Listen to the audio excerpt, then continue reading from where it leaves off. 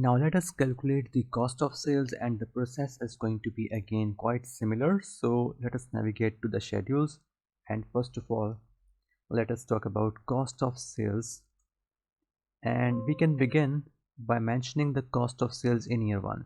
Cost of sales in year 1, we can see that in the schedules, and we can see that in assumptions. So our cost of sales in year 1 is 15. So I would say that this cost of sales is in year 1 specifically. For the first year it should not be inflated. And now I can say, let us copy and paste that to all the cells,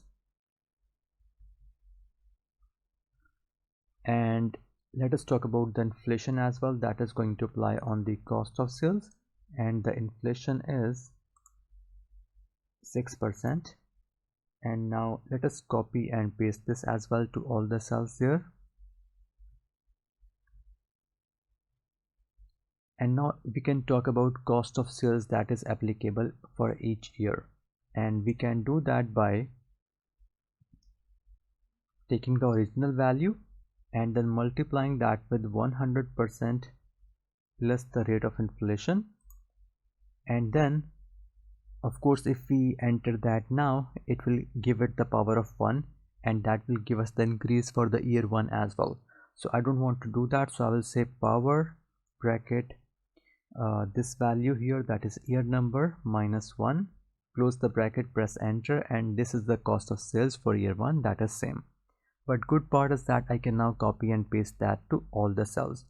I don't need to show so many decimals, so I will just take 2 decimals here.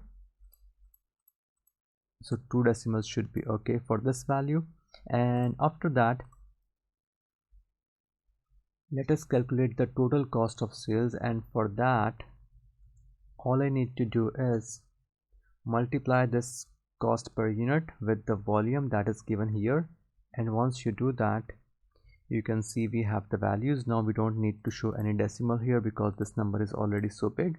And with this, now we can take this value to our profit and loss statement, and if I just navigate there, I would say equals cost of sales in year 1, that is this value, and then let us give it proper format and copy that and take it to all the cells there, and Control V. And now we can also calculate our gross profit, which is this value minus this value.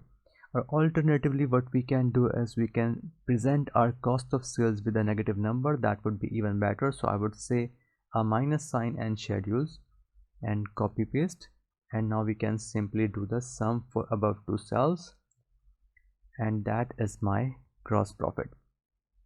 So done with the gross profit. Now we will be moving towards the operating expenses, that will be administration, warehousing and marketing. Let us do that from the next lecture.